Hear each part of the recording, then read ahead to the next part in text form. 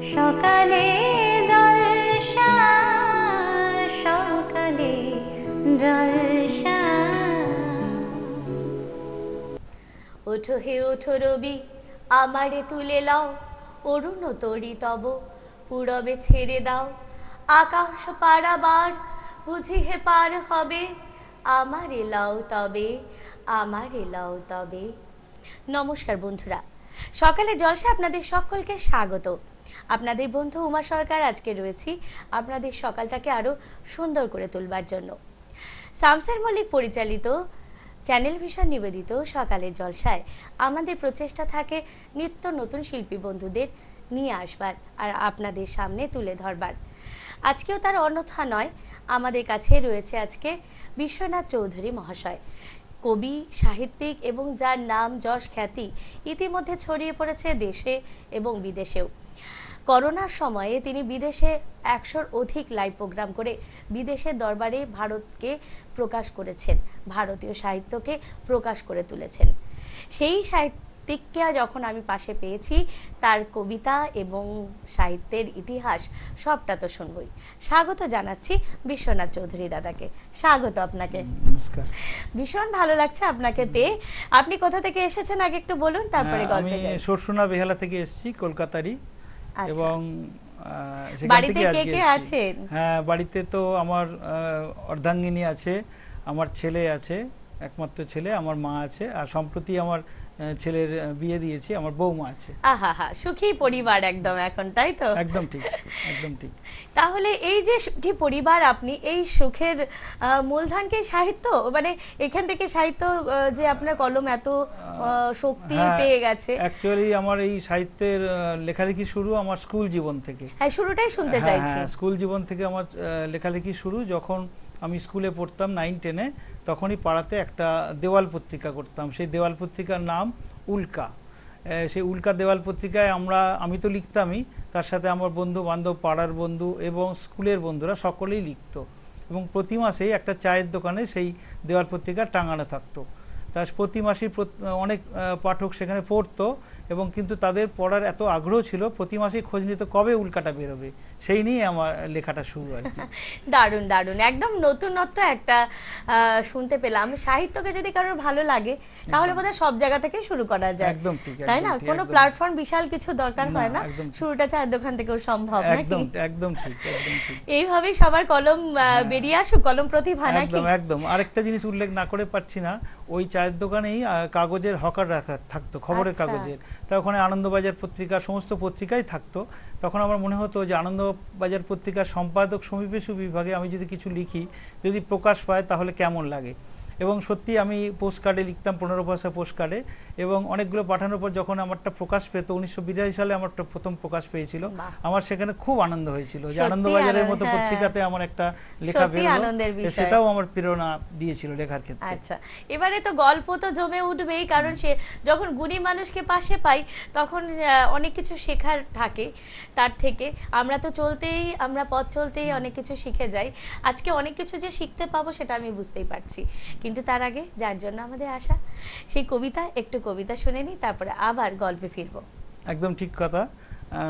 অনেক ধন্যবাদ তোমাকে, সঞ্চালিকা হিসেবে তোমাকে আজকে পেয়ে আমি খুব ধন্য। আমার খুব ভালো লাগছে তুমি আছো আমার সাথে। আমি প্রথমে, এখন তো বসন্তকাল, ফাগুন মাস, তা সেই জন্য আমি প্রথম দুটো ছোট ছোট কবিতা বলবো এখন। দুটোই আমার লেখা। প্রথম কবিতার নাম ফাগুন হাওয়ায়। শীত ঘুম কাটিয়ে কচি পাতারা জেগে ওঠে ফাগুন হাওয়ায়।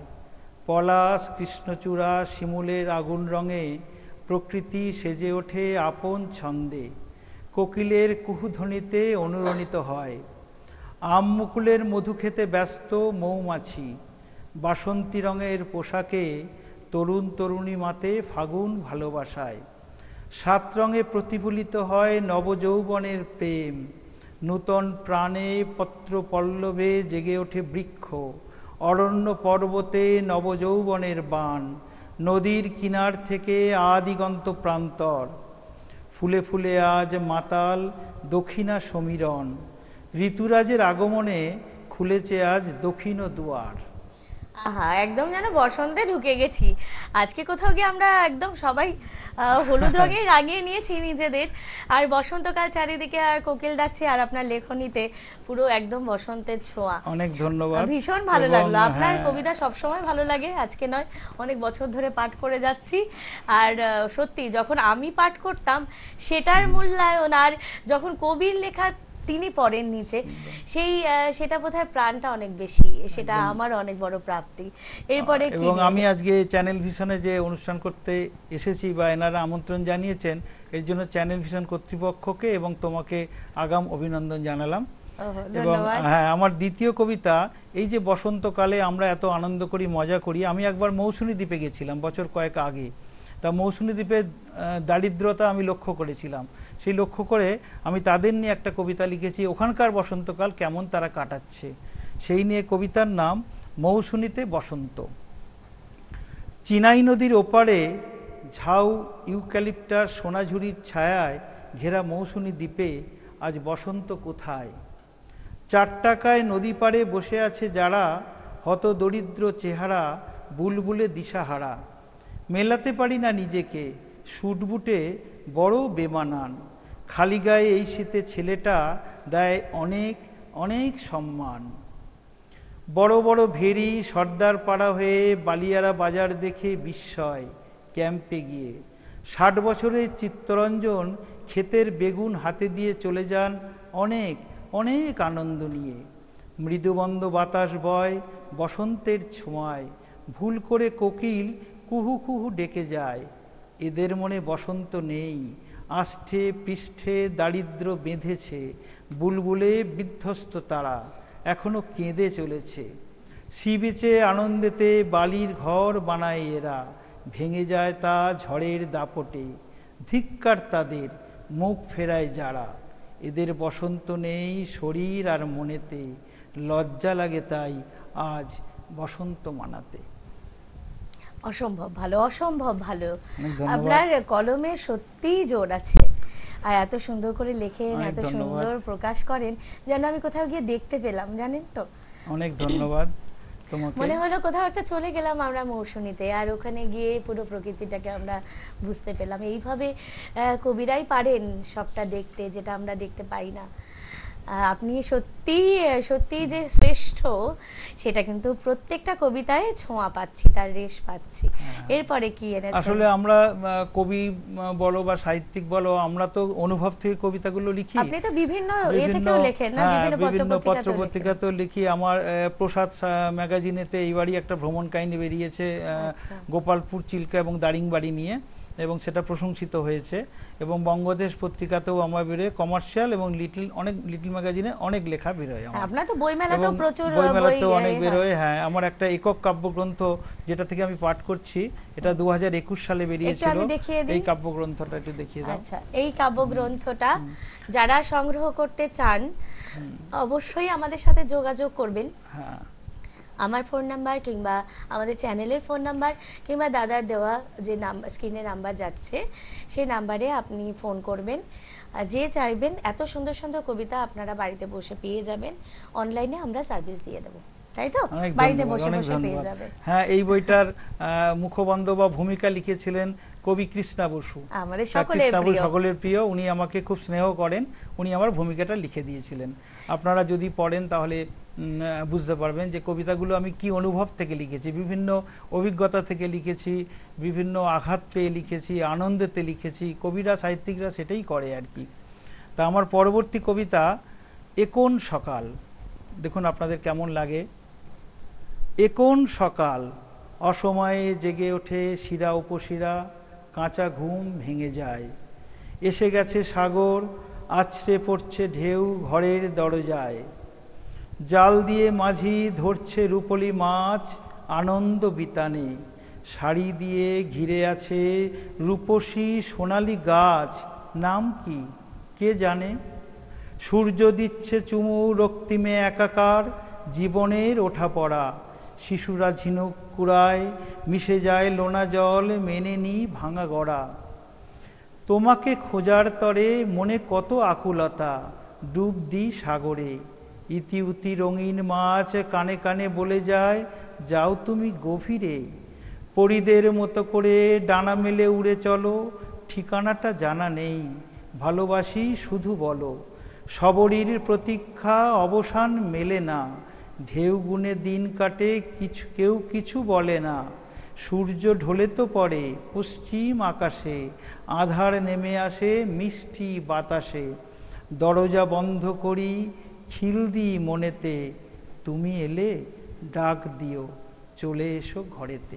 আহা কি সুন্দর ছন্দে, ছন্দে ছন্দে কবিতাগুলো আমাদের সকলের কিন্তু খুব প্রিয়। অনেক ধন্যবাদ। আর যখন এরকম মিলে মিলে যায় না, অন্তের মিল পাই আমরা, তখন যারা আমরা বাচিক শিল্পী আমরা জানি যে আমাদের শেখাতেও সুবিধে হয় আর আমাদের পড়তেও সুবিধে হয়। আর যখন কবিরা এরকম লেখেন আমরা যেন আমরা একটা কিছু শেখানোর একটা জিনিস পেয়ে গেলাম, আমাদের মূলধন এসে গেল। অনেক ধন্যবাদ। মূলত দাদা একটা কথা না শেয়ার করে পাচ্ছি না, আপনাকে যখন পাশে পেয়েছি, যে যখন আপনারা ভালো লেখেন তখন আমাদের চলে, কারণ আমরা সঞ্চালনা যখন করি, আমরা যখন কবিতা শেখাই, কবিদের আশ্রয় করেই তো আমরা পথ চলি। অ্যাকচুয়ালি তোমাদের কাজ কিন্তু অনেক বড় কাজ আমার মনে হয়, কারণ তোমরা যে কবিতা আমরা যেগুলো লিখি আমাদের অক্ষরগুলোকে তোমরা প্রাণ সঞ্চার করো, প্রাণ দাও কিন্তু তোমরাই, এর জন্য তোমাদের অনেক অনেক অনেক ধন্যবাদ।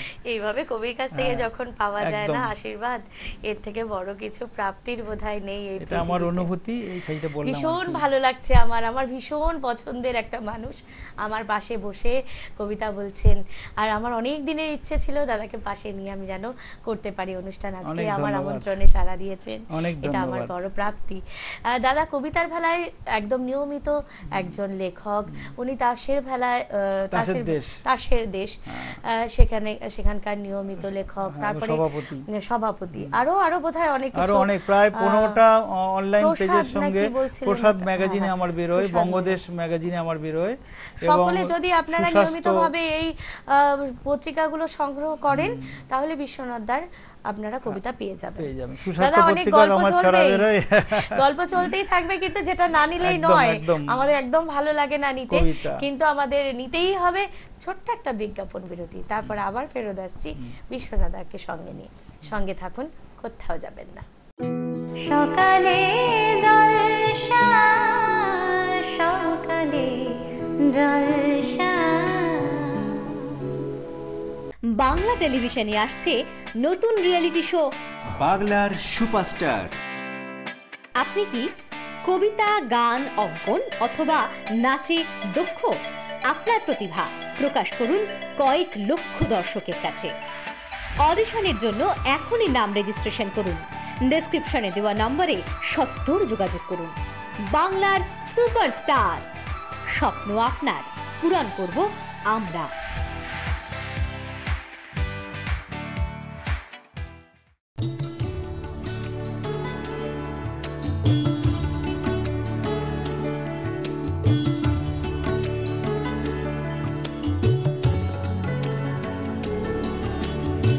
আজিয়ে প্রভাতে রবির কর, কেমনে পশিল প্রাণের পর, কেমনে পশিল গুহার আধারে প্রভাত পাখির গান। যদি তোর ডাক শুনে কেউ না আসে তবে একলা চলো রে, যদি তোর ডাক শুনে কেউ না আসে তবে একলা চলো রে।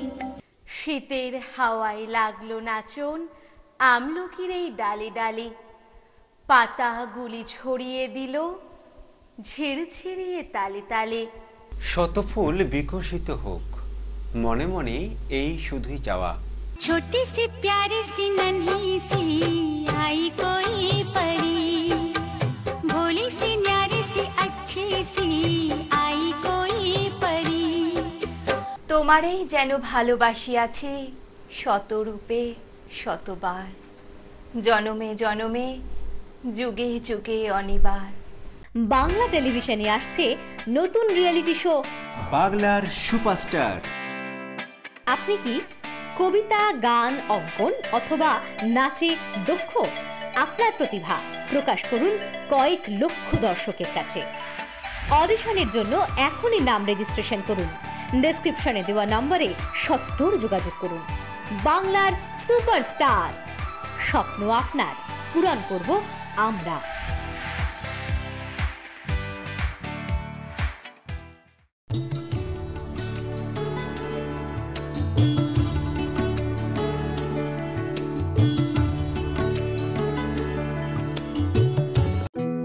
সকালে জলসা সকালে জলসা। ফিরে এলাম বিজ্ঞাপন বিরতির পর। হ্যাঁ, বিজ্ঞাপন বিরতির পর ফিরে এসে আমরা যাকে নিয়ে সঙ্গে ফিরবো বলেছিলাম, কথা দিয়েছিলাম, বিশ্বনাথ দাকে সঙ্গে নিয়ে হাজির হয়েছি। কথা দিয়ে কথা রাখি আমি উমা সরকার।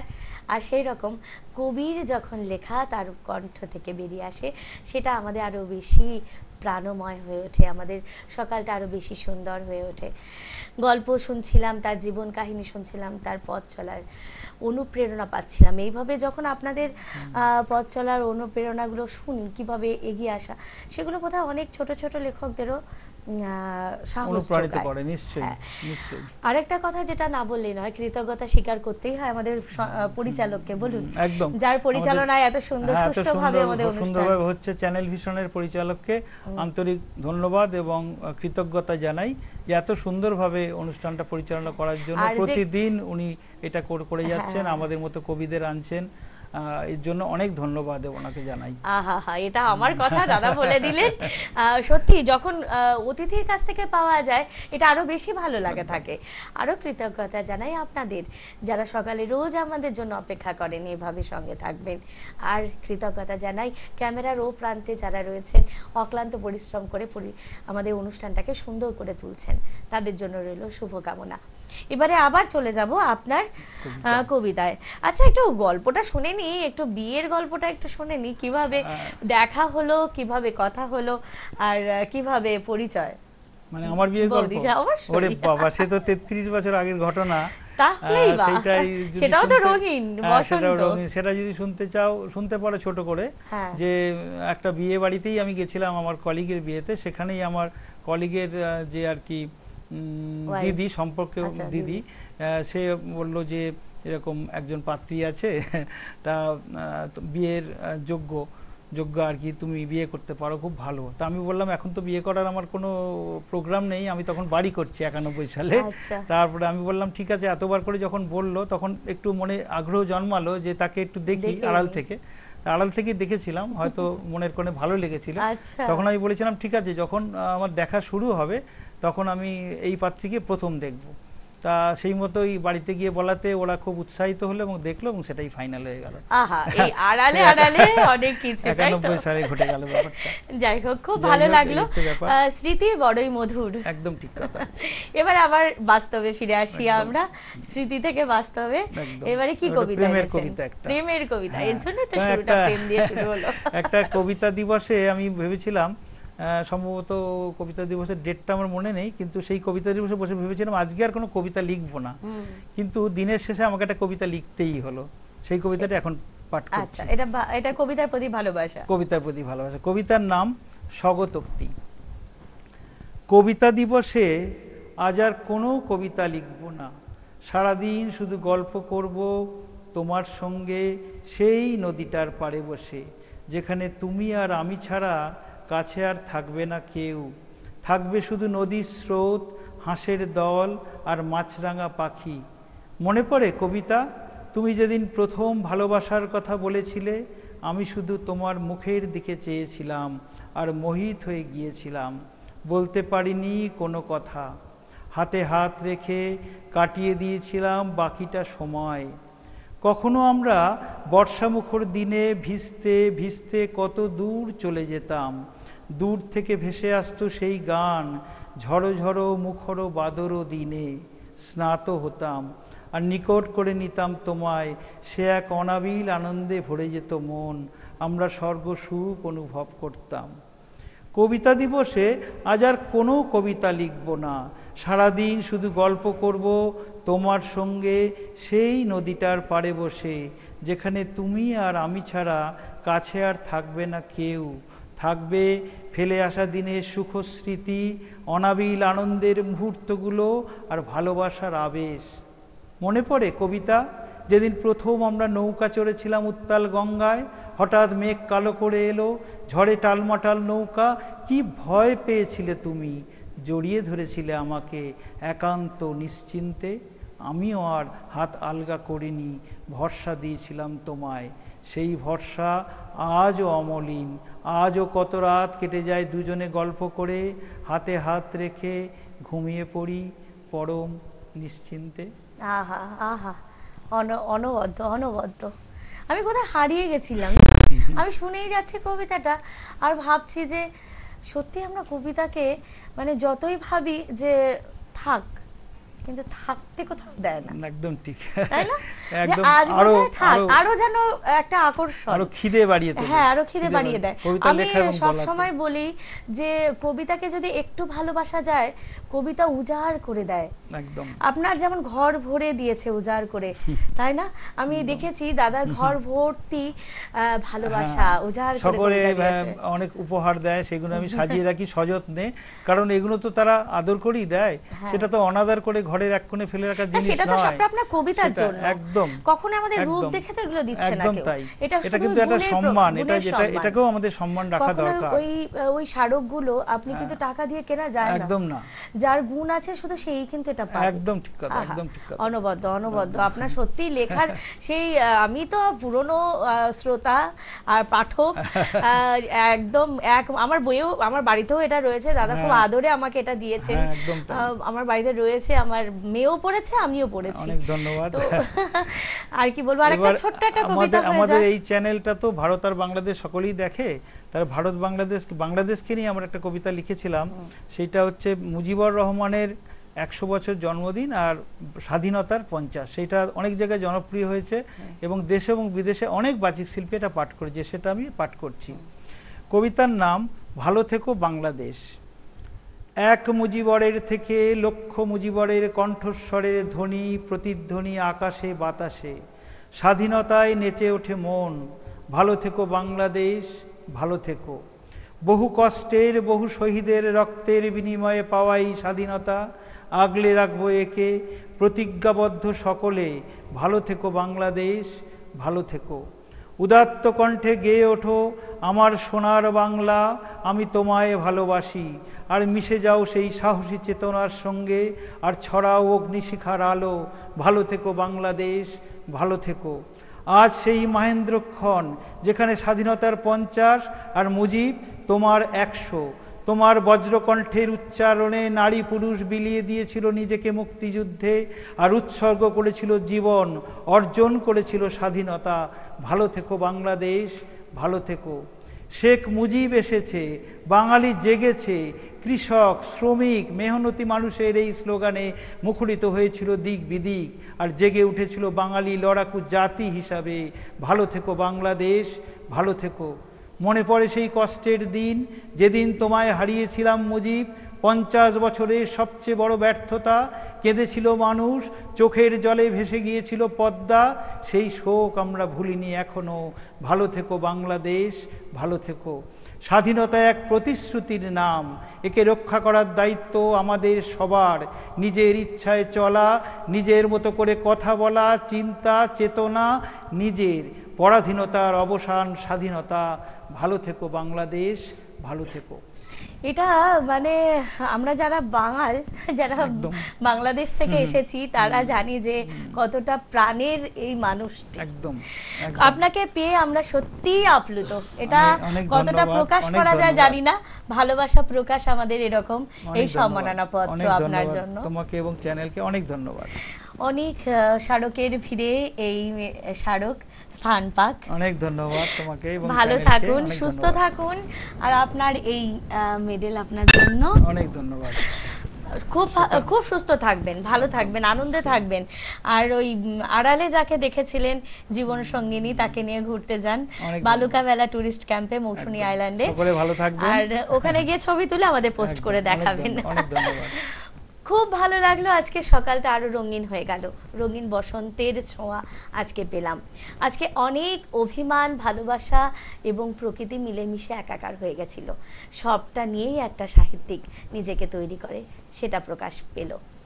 ভালো থাকবেন এইভাবে। নতুন কোনো বন্ধুকে নিয়ে, নতুন কোনো শিল্পী বন্ধুকে নিয়ে আবার হাজির হব আমরা সকালের জলসায়। যারা নিজেদের প্রতিভা প্রকাশ করতে ইচ্ছুক অবশ্যই যোগাযোগ করুন, স্ক্রিনে দেওয়া নাম্বারে ফোন করবেন এবং আমার পাশে বসে গল্পের ছলে নিজের প্রতিভা প্রকাশ করুন। ভালো থাকবেন, সুস্থ থাকবেন, প্রতিদিন সকালের জলসা দেখতে ভুলবেন না। নমস্কার। নমস্কার।